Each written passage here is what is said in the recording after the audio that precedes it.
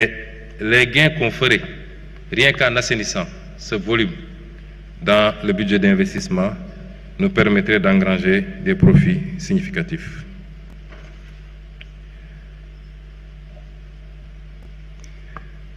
Je vous déroulerai tout à l'heure un tableau sur le détail des lignes de ressources,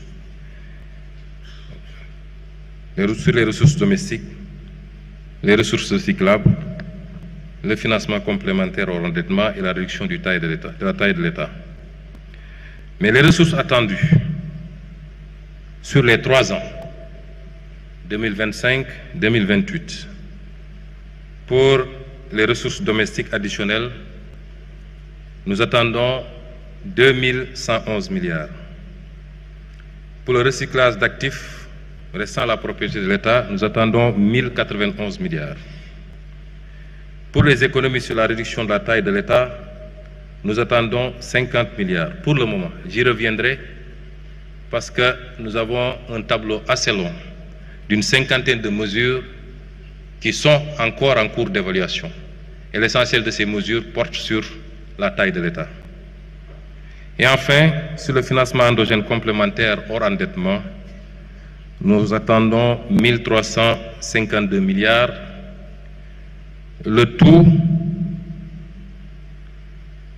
nous permet de nous projeter sur 4605 milliards pour le moment, en attendant les autres mesures à évaluer, qui sont des mesures très importantes et qui, selon mes estimations, nous permettront d'ajouter peut-être 2000 à 2600 milliards à ce tableau.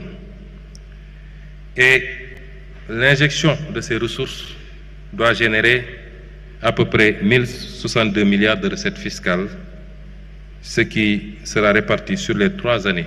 La première année, 274 milliards, la deuxième, 444 milliards et la troisième année, 344 milliards. Ce qui nous donne un total de ressources projetées de 5667 milliards provisoirement.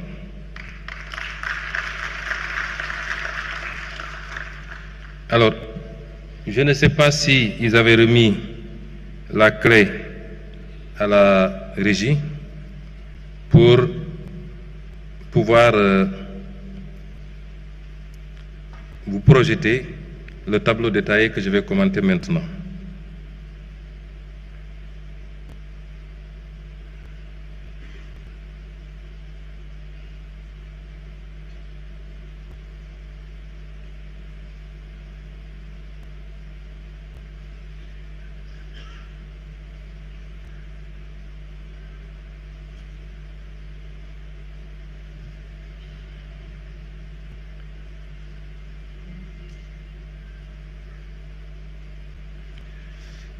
Pour les différentes rubriques, la synthèse des projections se décompose en mesures nouvelles et réalistes de génération de recettes publiques et leur potentiel budgétaire sur la période 2025-2028. Pour le financement endogène, je vous ai dit que le tableau, je vais citer pour chaque rubrique quelques lignes. Nous avons la ligne renforcement de la collecte des dividendes des entités publiques, sur laquelle nous attendons 27 milliards. Le Sénégal, en tout cas l'État, a été assez négligent dans le suivi de son portefeuille et de la collecte des dividendes dans toutes ses participations. Dans le secteur minier, par exemple, où on a minimum 10%, 15%, 20% de participation souvent. Et dans beaucoup d'autres secteurs, comme le secteur portuaire, nous pensons qu'une action générera ce montant. Pour la renégociation des contrats stratégiques, nous nous projetons sur 884 milliards.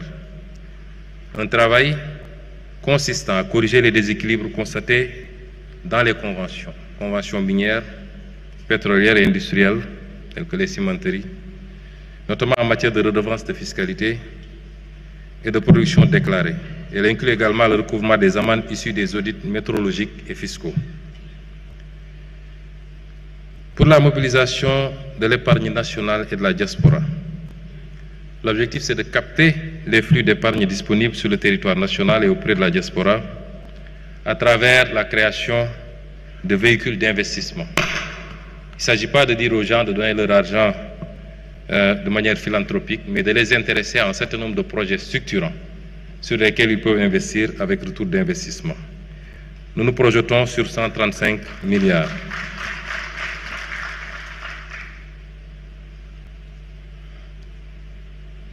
Sur le déploiement des financements participatifs et solidaires, le WAPF, les instruments tels que le Sukuk et les plateformes de crowdfunding, nous projetons 300 milliards. Pour l'approvisionnement gaz par GTA, un élément extrêmement important.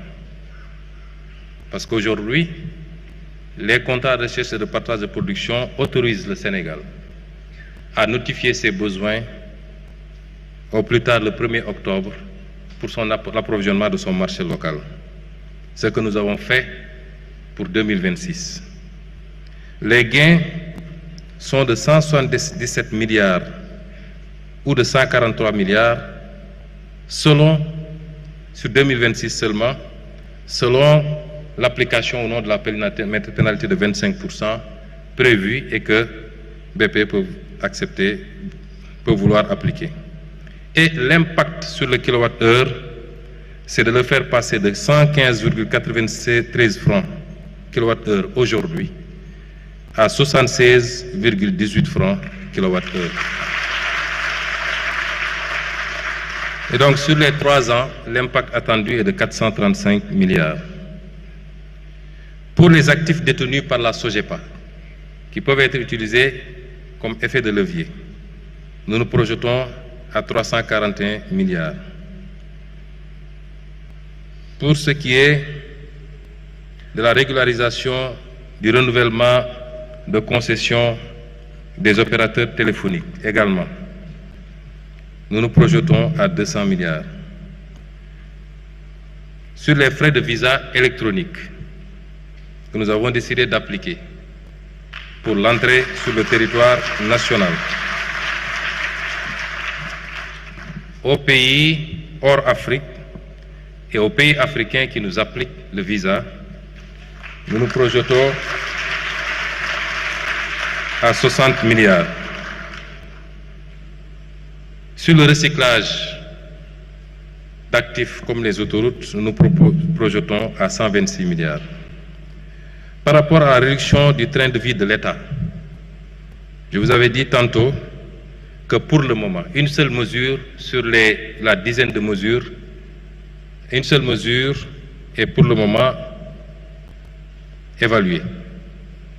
C'est la restructuration du secteur parapublic, notamment la suppression et la fusion d'agences. Elle nous donne un gain de 50 milliards. Les 8 ou 9 autres mesures sont en cours d'évaluation et je peux vous en citer quelques-unes qui sont des mesures fortes relativement à la réduction de la taille de l'État ou du train de vie de l'État. J'ai parlé tantôt de l'élimination des surfacturations sur les marchés et les chantiers publics, la réduction des subventions accordées à certaines entités publiques qui doivent pouvoir avoir leur autonomie financière, la réduction sélective et progressive des subventions aux équipements de pêche, des détaxes de carburant, etc., l'économie sur les frais liés à l'organisation des élections. Et je crois que les conclusions du dialogue politique nous permettraient de le faire, rien qu'avec le bulletin unique. Je passe sur les autres. Le plafonnement de la masse salariale dans le secteur parapublic, puisque la loi organique portant sur les lois de finances a prévu le plafonnement, l'inscription chaque année dans la loi de finances, le plafonnement des salaires dans le secteur parapublic et au niveau des institutions et du secteur public.